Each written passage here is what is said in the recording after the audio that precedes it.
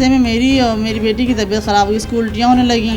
मौलाना साहब हम लोग को वहीं लेके गए। मेरे बच्चों को स्कूल से बाहर निकाल दिया है मौलाना साहब ने। वो बच्चे हम नहीं लेके आए थे, बच्चे गार्जियन लेके आए थे। हमने मना किया था कि बच्चे ना आए।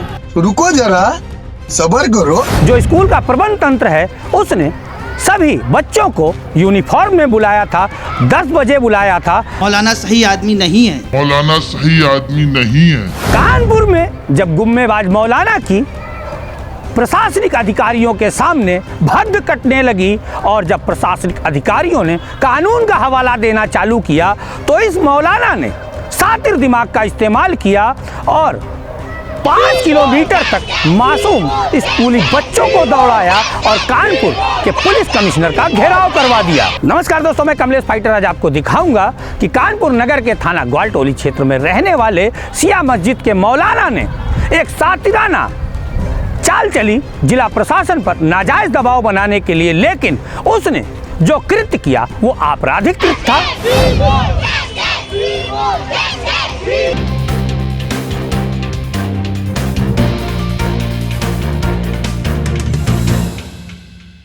हम आपको स्क्रीन पर दिखा रहे हैं कि मौलाना का आपराधिक कृत्य क्या है और कहीं ना कहीं ये मानवता को शर्मसार करने वाला कृत्य है। आपके सामने स्क्रीन पर नजर आ रहे होंगे छोटे छोटे मासूम स्कूली बच्चे जो वी वांट जस्टिस कहते हुए नजर आ रहे हैं। आप लगातार देखते रहिए क्या कुछ बोल रहे हैं।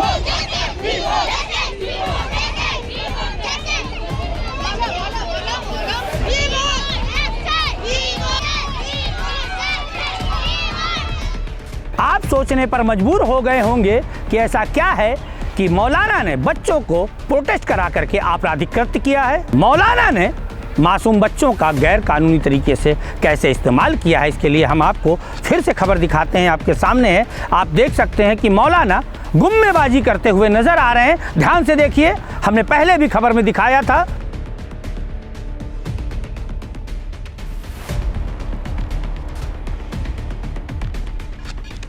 अब हम आपको ले चलते हैं फ्लैशबैक में। आप देख सकते हैं कि आपके सामने काफ़ी जनता नज़र आ रही होगी जो एसीपी अकमल खान साहब के यहाँ बैठी हुई है। यहाँ पर जो मौलाना साहब आज पुलिस कमिश्नर के कार्यालय पहुँचे थे वह अपने पिताजी की जगह यहाँ पर जो मस्जिद है उसमें जबरन नमाज पढ़ाते हैं, लोगों से लड़ाई झगड़ा करते हैं। इसी की शिकायत जिला प्रशासन के अधिकारियों से और पुलिस कमिश्नर से क्षेत्रीय नागरिकों ने की थी, क्षेत्रीय नवाजियों ने की थी। हमें जो जानकारी मिली है बोर्ड से भी कमेटी का गठन हो गया और जो शिया वक्फ बोर्ड है उसने स्पष्ट कर दिया है कानपुर के पुलिस अधिकारियों को और जिला प्रशासन के अधिकारियों को कि जो कमेटी गठित है वो जिसे चाहेगी उसे ही पेश इमाम बनाएगी। मौलाना को ऐसा लगा कि अब वो जब पेश इमाम नहीं रहेगा, नमाजी उसका विरोध कर रहे हैं, जिला प्रशासन भी कहीं ना कहीं वैधानिक कार्रवाई करके उन्हें निकाल सकता है, तो उन्होंने एक सातिर चाल चली और सातिर चाल के अंतर्गत आज उन्होंने सारे के सारे बच्चों को उनके अभिभावकों के साथ बुलाया। लगभग 10:30 बजे का टाइम था। कम से कम 100 से 125 बच्चे और उनके परिजन, छोटे छोटे मासूम बच्चे चिलचिलाती धूप में ग्वालटोली थाना क्षेत्र से उन्होंने पैदल मार्च आरंभ किया, प्रोटेस्ट आरंभ किया। आपके सामने आप देख सकते हैं नन्हे मुन्ने बच्चे, हम आपको बार बार दिखा रहे हैं, देख सकते हैं आप कि कैसे नन्हे मुन्ने बच्चे प्रोटेस्ट कर रहे हैं। और लगभग 5 किलोमीटर पैदल चलने के बाद अब आपको हम स्क्रीन पर दिखा रहे हैं कि देखिए पुलिस कमिश्नर के ठीक कार्यालय के बाहर कैसे बच्चे वी वांट जस्टिस चिल्ला रहे हैं। अब आप ही बताइए इन बच्चों को कानपुर के पुलिस कमिश्नर के कार्यालय के बाहर प्रोटेस्ट में क्यों लाया गया था? क्या यहाँ पर कोई जागरूकता का कार्यक्रम था? क्यों 5 किलोमीटर के लगभग बच्चों को चिलचिलाती धूप में पैदल चलाया गया? क्या वाकई में कोई जनहित का मामला था कि कुछ और था? चलिए अब हम आपको मौलाना साहब से मिलाते हैं कि किस लिए वो यहाँ पर आए थे और बच्चे क्यों लाए थे। आपके सामने है मौलाना सईद अब्बास, पेश इमाम शिया जामा मस्जिद मकबरा ग्वालटोली। हम मामला ये था कि कल सी ऑफिस में हमको बुलाया गया था, वो वाली साहब को, काजी साहब को, और वहाँ पे कहा कि वक्फ बोर्ड से लेटर आया है, कमेटी 11 सदस्यों की बनाई गई है, वो माह रमज़ान का जो है वो देखभाल वो करेगी जामा मस्जिद की और मौलवी का इंतज़ाम वो करेगी। 45 साल से वाली साहब नमाज़ पढ़ा रहे हैं और उनको जो है वो परमिशन दी है नवाब गज़नफ़र अली ख़ान ने, और उन्होंने जो है उनको पेश इमाम रखा था। और उनकी थोड़ी सी तबीयत ख़राब होने की वजह से वो हमसे कहते हैं कि तुम नमाज़ पढ़ा दिया करो, और 20 साल से नमाज हम पढ़ा रहे हैं। और दूसरी बात यह है कि जब कोई भी नोटिस, कोई भी सदस्य लेटर लेके आता है, कमेटी बन के आती है, तो वो पेश इमाम को नोटिस भेजती है। हमारे पास कोई नोटिस भी नहीं आया कि नोटिस भेजे कि आप उनको इमामत नहीं करना है। तो इसी सिलसिले में अगर हम इमामत नहीं करेंगे तो जो अलबुशरा पब्लिक स्कूल जो चल रहा है या वाली साहब जो चला रहे हैं स्कूल, अगर हम लोग नहीं रहेंगे तो फिर वो स्कूल जो बच्चे 200 फ्री तालीम पा रहे हैं CBSE बोर्ड से, जिनको किताब फ्री दी जाती है, कन्वेंस फ्री दिया जाता है और सारी चीज़ों की सहूलियत दी जाती है, उनसे कोई फ़ीस नहीं दी जाती, तो वो स्कूल बगैर हमारे नहीं चल सकता है। तो आपने सुना मौलाना सईद अब्बास का बयान।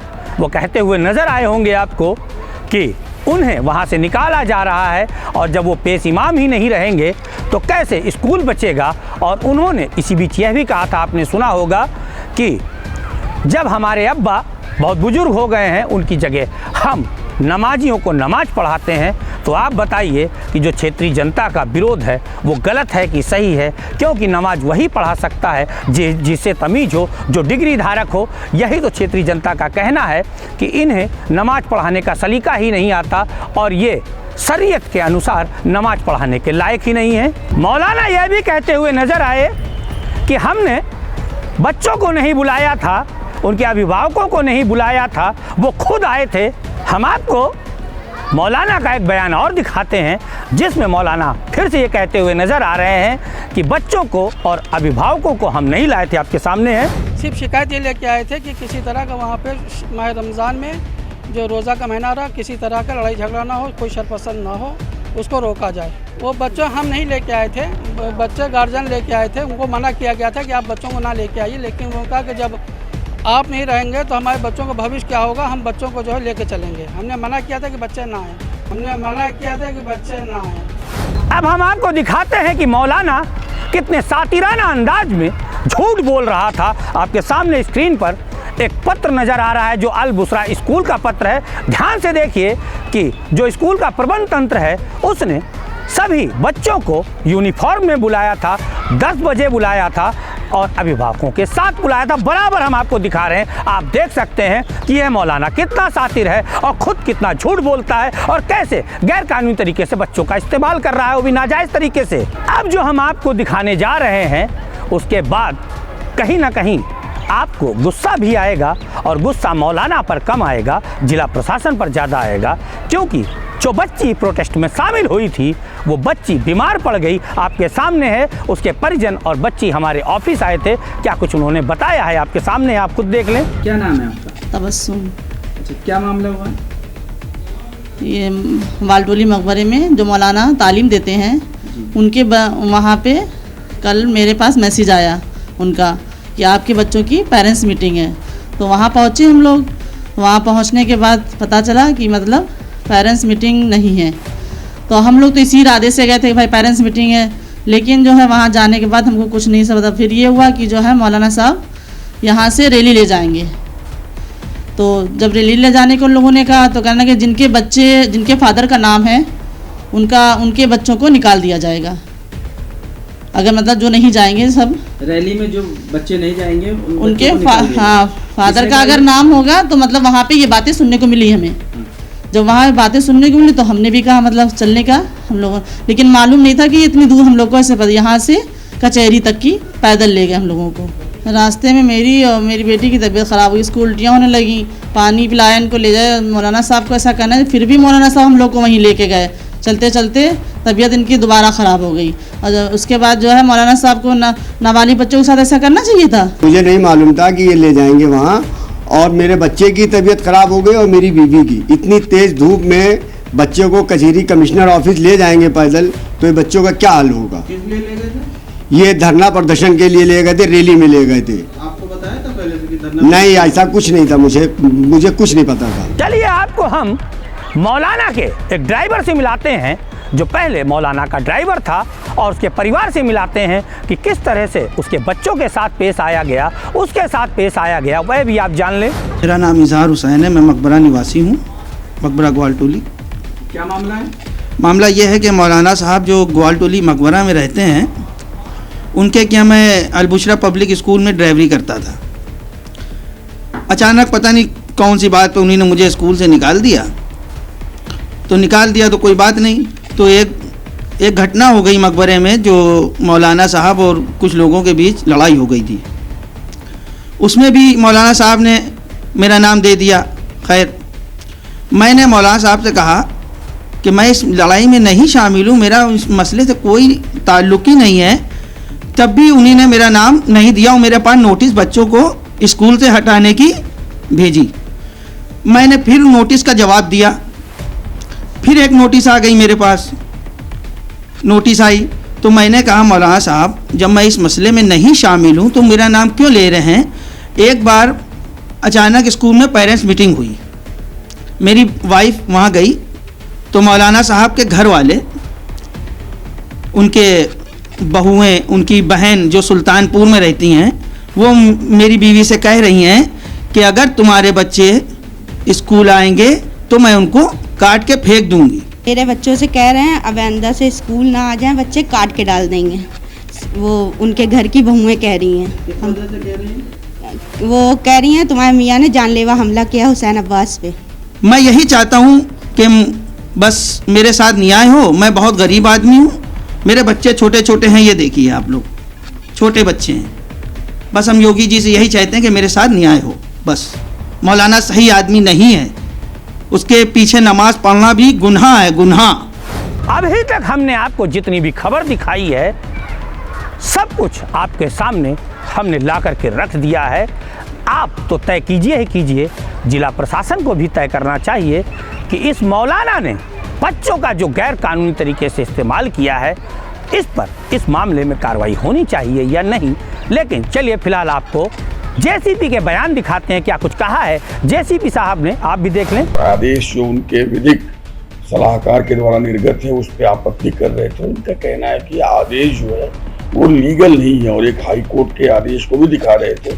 हमने हाई कोर्ट के आदेश को भी देखा और हाई कोर्ट के आदेश को देखने के बाद जो तथ्य सामने आता है कि ट्रिब्यूनल में proceed with a fresh hearing, जो कि अभी तक इनका नहीं हुआ है। तो हमने सारे पीस ऑफ पेपर इनसे लिए हैं, हम उसको एग्जामिन कर रहे हैं। चूँकि ये मामला जो है वो सिया वक्फ बोर्ड की संपत्ति से जुड़ा हुआ है, तो सिया वक्फ बोर्ड का क्या फैसला है, उन्होंने क्या कॉन्स्टिट्यूट किए हैं और जो सिया वक्फ बोर्ड के ऑफिशियल्स हैं उनके व्यू क्या हैं, उन्होंने क्या डिसीजंस लिए हैं, तो ये सारी चीज़ें हम जिलाधिकारी महोदय के कार्यालय में, जिला अल्पसंख्यक अधिकारी के कार्यालय में जो कुछ भी पत्र अभी तक उपलब्ध होंगे या जो कागज होंगे उन सबों को सामने रख के सामूहिक रूप से जिला प्रशासन निर्णय लेगा और जैसा भी निर्णय होगा वो लीगल फ्रेमवर्क में इम्प्लीमेंट किया जाएगा। तो आपने सुना ही होगा कि जेसीपी आनंद प्रकाश तिवारी जी ने क्या कुछ स्पष्ट किया है।